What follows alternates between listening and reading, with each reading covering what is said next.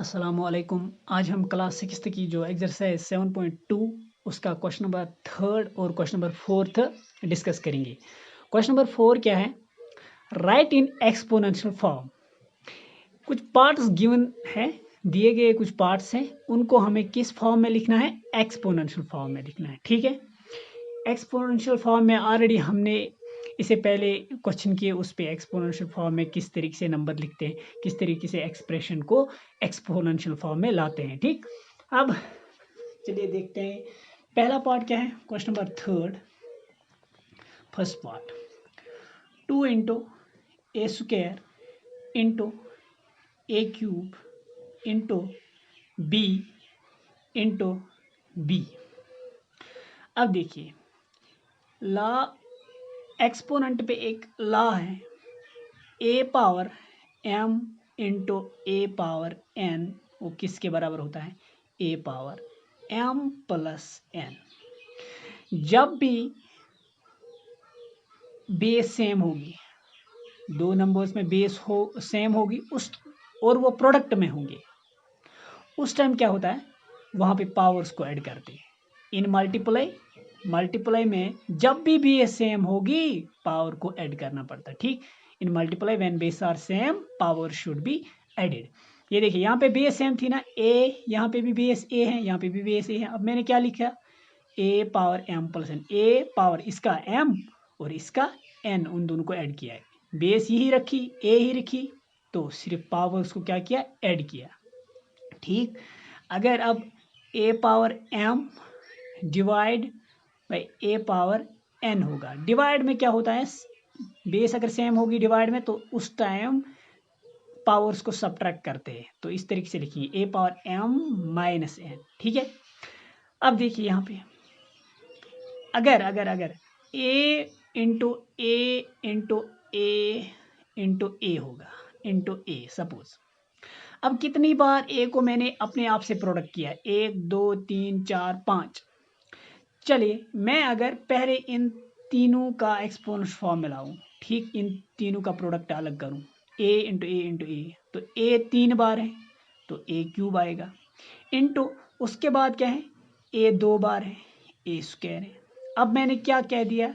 जब भी base same होगी पावर्स को क्या करते? ऐड करते। चलिए, यहाँ पे बेस सेम है ना, ए, पावर्स को ऐड करेंगे, 3 + 2 दैट इज 5। अगर हम उस तरीके से भी डायरेक्ट लिखेंगे, ए को हमने कितनी बार अपने आप से प्रोडक्ट किया? 1 2 3 4 5, वो आएगा ना ए पावर 5। यहाँ से भी तो वही आएगा, यहाँ से भी तो वही आया। ठीक, अब देखिए यहाँ पे 2, अब ए स्क्वायर और ए क्यूब है, क्या आएगा? ए पावर 2 + 3। बेस सेम है, इन दो में से बेस सेम है, हम सिर्फ पावर्स को ऐड करेंगे। ए ऐसे ही रखेंगे, 2 के साथ भी कुछ नहीं किया, 2 ऐसे ही लिखा, ए इंटू ए, लेकिन इसकी पावर 2 है, इसकी पावर 3 है, तो मल्टीप्लाई में है ये दो, पावर्स को ऐड करेंगे। ए ऐसे ही लिखेंगे, उसके बाद पावर्स को ऐड होगा, 2 + 3 that is equal to 5 into, अब बी इंटू बी, बी भी 2 बार है, बी 2 बार है, सॉरी ये 2, इसका पावर 2 था, इसका 3, यहाँ पे बी का पावर 1 है और इस बी का 1 है, तो 2 बार है, 1 + 1 दैट इज 2। ठीक है, ये रही इसकी एक्सपोनेंशियल फॉर्म। हम इस तरीके से भी लिख सकते हैं, ए into A, 2 into a power 5 into B power 2। यहाँ पे मैंने कोई ऑपरेशन नहीं डाली, अगर कुछ नहीं होगा ए और बी, इसका मतलब ये प्रोडक्ट में है। हाँ, अगर प्लस या माइनस होगा तब डालना है। ठीक, अगर कुछ नहीं डालेंगे तो मतलब ये प्रोडक्ट में है। ठीक, अब इसका तीसरा पार्ट, दूसरा जो बाकी पार्ट वो खुद करना, तीसरा पार्ट में करूँगा, अगर नहीं आएंगे तो बता देना, वो भी दिखाएंगे। ठीक, तीसरा पार्ट क्या है? ए बी सी, इन तीनों को प्रोडक्ट किया है, ए बी सी को, उसके बाद into a square into B square C into सी। अब देखिए, ए कितनी बार? यहाँ पे ए है और ए पावर 2 है, बेस सेम, ये प्रोडक्ट में है ना, बेस सेम, प्रोडक्ट में बेस सेम है और पावर्स को ऐड करेंगे तो कितने ए की कितनी पावर आएगी? यहाँ पे 1 है, यहाँ पे 2 और कहीं पे नहीं इसके अलावा। ठीक, ए पावर 1 + 2 दैट इज इक्वल 3। अब जिसकी पावर कुछ नहीं होगी उसकी पावर 1 होती है। अब हम अगर 1 ऐसे, हम ऐसे नहीं लिखते ए पावर 1, हम ऐसे ही लिखते ए, इसका मतलब ए का पावर सिर्फ 1 है। ठीक, अब यहाँ पे ए के ऊपर कुछ है ही नहीं, दिख नहीं रहा, कुछ लिखा ही नहीं ए के ऊपर, मतलब इसकी पावर 1 है। 1 + 2 दैट इज इक्वल 3। इन दो को प्रोडक्ट किया, बेस सेम थी और पावर्स को हमने ऐड किया, 1 + 2 दैट इज इक्वल 3।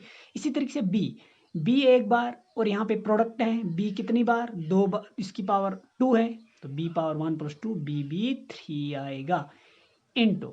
अब देखिए सी यहाँ पे एक बार इंटू सी यहाँ पे भी एक बार, इसकी पावर है ही नहीं यहाँ पे कुछ नहीं, मतलब इसका पावर 1 है। और यहाँ पे भी सी, इसकी पावर यहाँ पे कुछ नहीं लिखी तो इसका मतलब इसका पावर भी 1 है। अब ए सी 3 बार है, 1 2 3, हर जगह 1 1 1 पावर, तो 1 1 1 कितना आएगा, सॉरी क्या आया ये, a³ A 3 bar 2 + 1 that is 3 और b 2 + 1 b पावर 3 और कहीं भी b नहीं इसके अलावा।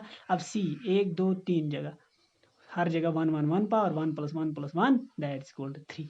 ठीक, ये रही इसकी एक्सपोनेंशियल फॉर्म। इसको हम इस तरीके से भी लिख सकते हैं क्योंकि पावर हर किसी का सेम है, हम इस तरीके से भी लिख सकते हैं a × b × c whole power 3।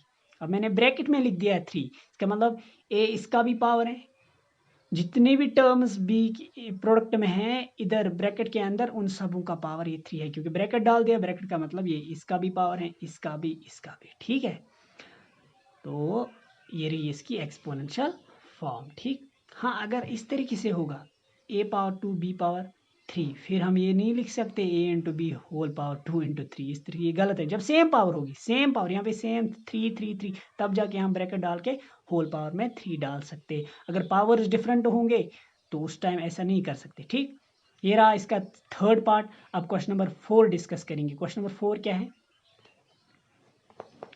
The area of A triangle is 1/2 base into altitude. Area of triangle किसके बराबर होता है, 1/2 base into altitude. Base into base क्या मतलब, ऑल्टीट्यूड क्या मतलब, अगर हमारे पास सपोज ये कोई ट्रायंगल है,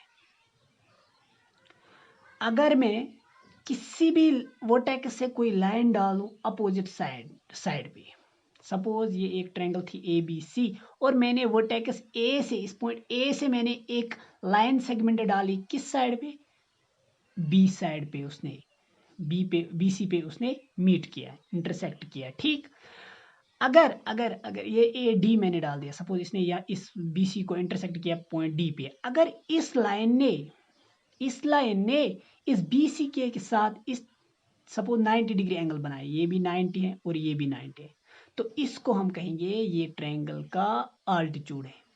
अब जिस लाइन पे ये ऑल्टीट्यूड पड़ा मीन्स BC पे, उसको कहते हैं बेस। ठीक है, अब एरिया, अगर हमें इस ट्रायंगल का एरिया फाइंड करना है, एरिया का क्या मतलब, अगर कोई भी फिगर हमारे पास है उसका एरिया क्या होता है, reason bounded by it's boundaries. वो एक फिगर का वो रीजन है जो उसकी बाउंड्री से बाउंड होगा, उसको कहते हैं वो इस फिगर का एरिया। फॉर एग्जाम्पल ये एक ट्रायंगल है ABC, अब इसका एरिया कौन है, वो रीजन जो इसकी बाउंड्रीज ने कवर कर लिया, बाउंड कर लिया, बंद कर लिया। ठीक है, वो कौन सा रीजन है, वो ये पोर्शन है ना, क्योंकि यहाँ बाउंड्री, यहाँ इधर इधर, ये तो बाउंड्रीज है, बाउंड्री के अंदर जो पोर्शन आएगा, जो रीजन बाउंड्री के अंदर आएगा वो इसका एरिया है। मीन्स दिस शेडेड पोर्शन, जो मैंने ये पोर्शन शेड किया है, ये इसका एरिया है। area of a figure is that region which is bounded by its boundaries। एक फिगर का एरिया वो रीजन होता है, वो पार्ट होता है जो बंद होगा इनकी बाउंड्री से, जो बाउंड होगा इस इनकी बाउंड्री से। ठीक, अब देखिए एक ट्रायंगल का एरिया क्या कह रहा है, the area of A triangle is 1/2 base into altitude. Area of triangle किसके बराबर है, 1/2 base into altitude, base into altitude. 1/2 को प्रोडक्ट करना है बेस के साथ और उसको प्रोडक्ट करना है ऑल्टीट्यूड के साथ, इन तीन नंबर्स को प्रोडक्ट करना है, 1/2 बेस और ऑल्टीट्यूड। ठीक, अब क्या कह रहा है, the base of a triangle is 5x centimetre. एक ट्रायंगल है उसका जो बेस है वो कितना है, 5 सेंटीमीटर, 5x सेंटीमीटर, सॉरी। एक ट्रायंगल है उसका जो बेस है उस, एक मिनट, बेस कितनी है एक ट्रायंगल की, एक ट्रायंगल है सपोज ये इसकी बेस है, सपोज यही ले लूंगा, यही ट्रायंगल, ये इसकी बेस है। सपोज कह रहा है कि उसकी बेस कितनी है, 5x सेंटीमीटर। ये जरूरी नहीं है हम इस वर्टेक्स से परपेंडिकुलर, हम यहाँ से भी डाल सकते, यहाँ से भी डाल सकते, मैंने अब ले लिया यहाँ से। ठीक, एक ट्रायंगल है, उसका बेस कितनी है, उसकी बेस की लेंथ कितनी है 5x सेंटीमीटर। x की कोई वैल्यू होगी, ये पता नहीं है, ठीक। Whereas the altitude is 1/2 of the base, जो altitude है उसका वो किसके बराबर हो, 1/2 ऑफ द बेस। जो बेस है ना उसका जो 1/2 मीन्स बेस का हाफ। 1/2 मीन्स एक को अगर 2 से डिवाइड कर लेंगे, एक को 2 में डिवाइड कर लेंगे तो कितना आएगा, आधा आधा, ठीक है। इसका मतलब ए को डिवाइड करना, ए को बांटना है 2 में, कितना आएगा, आधा आधा। इसका 1/2 मीन्स हाफ, ठीक। जो अल्टीट्यूड है उसका वो हाफ है, किसका हाफ है, बेस का हाफ है। जितनी बेस है उसका हाफ जो है उतनी है, उतना अल्टीट्यूड की लेंथ, उतनी लेंथ है अल्टीट्यूड की, ठीक है। Base of triangle is 5x centimetre, जो बेस है उसकी लेंथ 5x सेंटीमीटर है। वायर एज द अल्टीट्यूड, जो अल्टीट्यूड है वो कितना है, is 1/2 of the base, 1/2 of the base, base का 1/2, बेस का half. Find the area of triangle, हमें क्या ढूंढना है, हमें क्या फाइंड करना है, हमें क्या निकालना है, एरिया, ट्रायंगल का एरिया हमें निकालना है। चलिए question number 4, base of triangle कितना है, गिवन 5x सेंटीमीटर, ये हमें गिवन है, ये हमें वही से दिया गया है कि the base of triangle is 5x centimetre, जो ट्रायंगल की बेस है उसकी लेंथ 5x सेंटीमीटर। अब अल्टीट्यूड कितना है, अल्टीट्यूड ऑफ ट्रायंगल क्या कह रहा, अल्टीट्यूड इज 1/2, 1/2 किसका, ऑफ द बेस, बेस कितनी है 1/2, बेस का हाफ 5x सेंटीमीटर, 5x का 1/2, 1/2 इंटू 5x, बेस जितनी बेस है उसका हाफ, बेस 5x सेंटीमीटर उसका हाफ, मैंने 1/2 ऑफ बेस लिख दिया, 1/2 बेस कितनी थी 5x सेंटीमीटर, ठीक। ये है अल्टीट्यूड। अब एरिया किसके बराबर आएगी, हमें तो एरिया फाइंड करना है, area of triangle, area of triangle equal to 1/2 base into altitude. ये फॉर्मूला भी है, ये इसने गिवन भी दिया है, एरिया किसके बराबर होता है, ठीक। हर बार गिवन नहीं होगा, ये याद रखना, area of triangle equal to 1/2 base into altitude के बराबर होता है, ठीक। यहाँ पे हमें क्वेश्चन में दिया था ऑलरेडी भी ये फार्मूला, एरिया ऑफ ट्रायंगल किसके बराबर है। अब एरिया ऑफ ट्रायंगल क्या आएगा 1/2, ऐसे लिख देंगे। बेस कितनी है, बेस 5x सेंटीमीटर है, 5x सेंटीमीटर, और इंटू अल्टीट्यूड, अल्टीट्यूड कितना है 1/2 इंटू 5x सेंटीमीटर, ठीक। अब देखिए 1/2 इनको प्रोडक्ट करना है, ठीक। 1/2 को मैं 1/2 के साथ प्रोडक्ट करेंगे, 1 into 1 1, 2 into 2 that is 4, 5 into, अब ये दो बच गए, इन दो का प्रोडक्ट कर लिया, अब 5 और 5 के साथ प्रोडक्ट करेंगे, 5 into 5 25, x into x square, देखिए x इंटू एक्स की पावर 1, x की पावर 1, बेस सेम है, पावर्स को ऐड होगा, x into x that is equal x square, centimetre centimetre into centimetre, centimetre square, ठीक। अब क्या आएगा, एरिया ऑफ ट्रायंगल किसके बराबर आएगा, देखिए क्या निकला हमें, area of triangle 1/25x square. अब 1/4 को प्रोडक्ट करना है 25x स्क्वायर सेंटीमीटर स्क्वायर के साथ, अब प्रोडक्ट में न्यूमरेटर को न्यूमरेटर के साथ, डिनोमिनेटर को डिनोमिनेटर के साथ, 25 इंटू 1 25, अब 25 के साथ x स्क्वायर सेंटीमीटर स्क्वायर भी है, x स्क्वायर सेंटीमीटर स्क्वायर भी आएगा, डिवाइड बाय 4, और इसका डिवाइड में क्या है, जिसका कुछ नहीं होगा उसका 1 होता है, 4 into 1 that is 4, it means that 25/4 x square centimetre square area of triangle आ गया, area of triangle. Area of triangle क्या मिला 25/4 x स्क्वायर सेंटीमीटर स्क्वायर। अब इसका आंसर डिसिमल में भी हो सकता है, 25 को 4 के साथ डिवाइड करेंगे तो डिसिमल में आएंगे, आपकी मर्जी, आप डिसिमल में रखिए या ऐसी फ्रैक्शन में रखिए, दोनों ठीक है, ठीक। चलो डिवाइड भी कर लेंगे, कोई बात नहीं, हो सकता आंसर डिसिमल में होगा, फिर क्या सोचेंगे, परेशानी होगी आप लोगों को आंसर से, बहुत सारे आंसर पे परेशान होते हैं, यहाँ तक किया, काम खत्म, क्योंकि हमें एरिया फाइंड करना था, वो तो हमने किया। अब आंसर किस में होगा वो मैटर नहीं करता, ठीक। 25 को डिवाइड करना 4 से, 4 × 6 24, 7 से ज़्यादा होगा।